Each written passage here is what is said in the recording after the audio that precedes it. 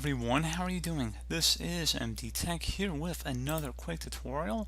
In today's tutorial, I'm going to show you guys how to resolve if Cortana is disabled by your administrator on your Windows computer. So this tutorial will apply for Windows 10 Professional and higher editions. So without further ado, let's go ahead and jump straight into it.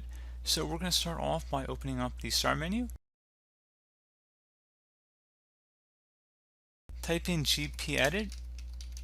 Best result should come back with Edit Group Policy. Go ahead and left click on that to open it up.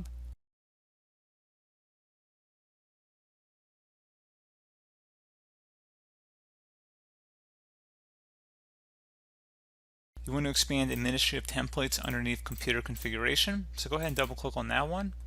Again, there's another administrative templates underneath user configuration. Don't double click on that one. You want to go underneath the computer configuration one. And now you want to go double click on the folder that says Windows Components. Same thing for the search folder now. Actually, I think you're just going to left click on it one time. And on the right panel, there should be something that says Allow Cortana. Go ahead and double click on that.